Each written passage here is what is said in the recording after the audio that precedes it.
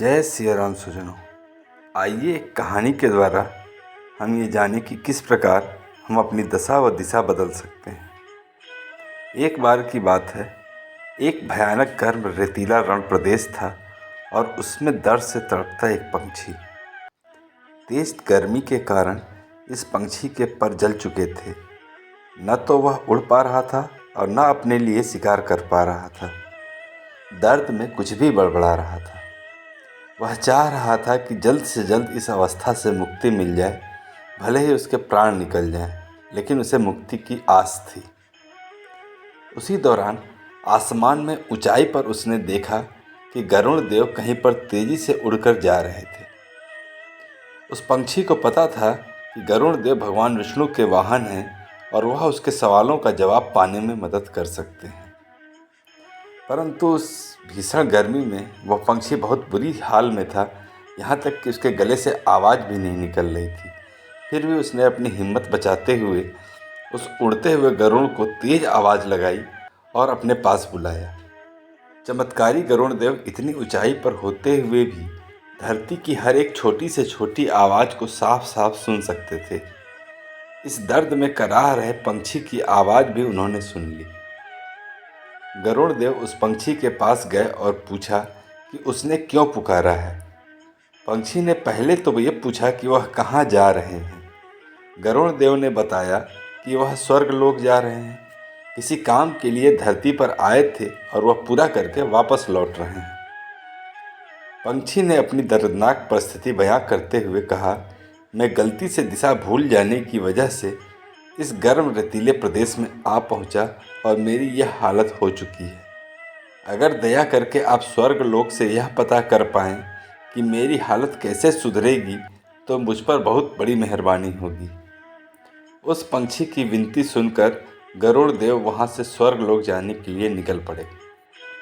गरुड़ देव स्वर्ग लोक जैसे ही पहुँचे तो स्वर्ग लोक के दरवाजे पर उन्होंने देवदूतों को खड़ा पाया। देवदूतों को देखकर गरुड़ जी को उस पंछी की याद आ गई। तो गरुड़ जी ने सोचा कि देवदूत भी तो इन सवालों का जवाब दे सकते हैं, इसके लिए विष्णु जी के पास ही क्यों जाएं। इसलिए वह देवदूतों के पास चले गए। गरुड़ जी ने देवदूत को हाथ जोड़कर प्रणाम किया और उस घायल पंछी के बारे में बताया तथा पूछा कि उसकी मुक्ति कब हो पाएगी। देवदूत ने गरुड़ जी से कहा, यह उसके पिछले जन्म के बुरे कर्मों की सजा है। वह बड़ा ही क्रूर व्यक्ति था और उसने कई पाप किए थे। उन्हीं पापों की सजा वह इस जन्म में पा रहा है और यह सजा तकरीबन 7 साल लंबी है। देवदूत की बात सुनकर गरुड़ जी को उस पंछी पर और ज़्यादा दया आने लगी, क्योंकि गरुड़ जी ने उसकी हालत देखी थी। और गरुड़ जी ने देवदूत से कहा, भगवान कोई तो रास्ता होगा, उसको थोड़ी राहत मिल सके। गरुड़ जी के बार बार विनती करने पर देवदूत ने उनसे कहा कि हाँ, एक मंत्र तो है जिसको बार बार दोहराने से उसकी हालत में सुधार हो जाएगा। वह मंत्र है, भगवान तेरा शुक्र है। यह वह अद्भुत मंत्र है जिससे बड़ी से बड़ी सजा, बड़ी से बड़ा दर्द कम हो जाता है या कभी कभी खत्म भी हो सकता है। गरुड़ देव इस मंत्र को लेकर उसी पंछी के पास लौटे और उन्होंने देवदूत से हुई सारी बात बताई। वह मंत्र भी दिया और वहाँ से चले गए। 7 दिनों बाद फिर से गरुड़ जी को किसी काम से धरती पर आना हुआ और उसी रास्ते से वह गुजर रहे थे तो गरुड़ यह देखकर अचंभित हो गए कि पहले जो पंछी मरने की हालत में था उसके अब नए पंख निकल आए थे। वह जहाँ रह रहा था वहाँ पर नई झाड़ियाँ उग निकली थी और उसके नज़दीक ही एक छोटा सा तालाब बन चुका था। अपना काम खत्म करके गरुड़ देव जब देवलोक वापस लौट रहे थे तो उसे वही दूत मिले। गरुड़ जी ने देवदूतों से पूछा कि आप तो यह कह रहे थे कि उस पंछी को 7 वर्ष तक पीड़ा सहनी पड़ेगी, अब मैं जो देख कर आया हूँ वह तो कुछ और ही है। देवदूत ने गरुड़ जी से कहा कि यह उसी मंत्र का परिणाम है जो पहले तुमको दिया था और तुमने उस पंछी को दे दिया। तुम्हारे मंत्र देने के बाद वह दिन रात उसी मंत्र को बोलता रहता है। जब उसे तकलीफ़ होती तब भी वह यही मंत्र बोलता है, हे भगवान तेरा शुक्रिया है। जब उड़ने की कोशिश करता और गिर जाता तब भी वही मंत्र बोलता है। जब उसे भूख लगती तब भी वह यही मंत्र बोलता है। और तुम तो जानते हो भगवान कितने दयालु हैं। वह अपने किसी भी भक्त को तकलीफ़ में नहीं देख सकते। बस उन्होंने अपने इस नए भक्त की 7 सालों की सज़ा 7 दिन कर दी।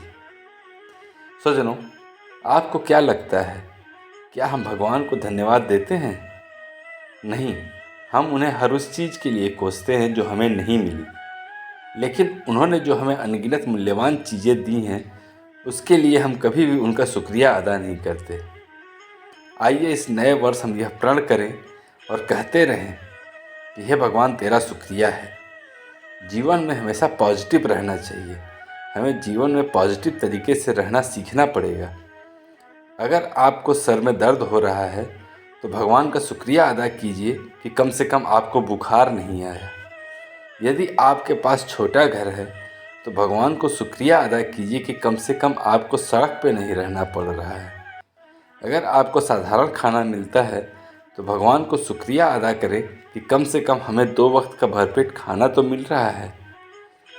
स्वजनों, इसी प्रकार से हम भगवान का शुक्रिया अदा करके न सिर्फ अपने अंदर पॉजिटिव ऊर्जा का संचार कर सकते हैं, बल्कि बार बार के अभ्यास से हम अपनी दशा व दिशा भी सुधार सकते हैं।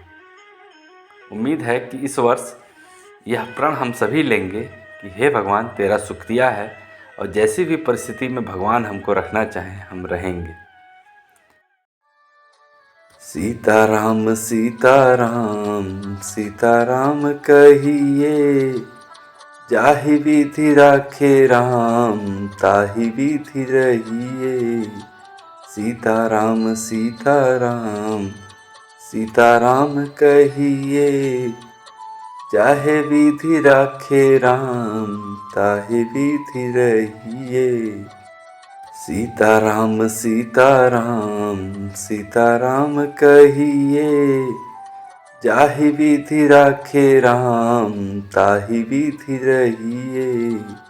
सीताराम सीताराम सीताराम कहिए, जाहे विधि राखे राम ताहि विधि रहिए। धन्यवाद। ओम विष्णुवे नमः।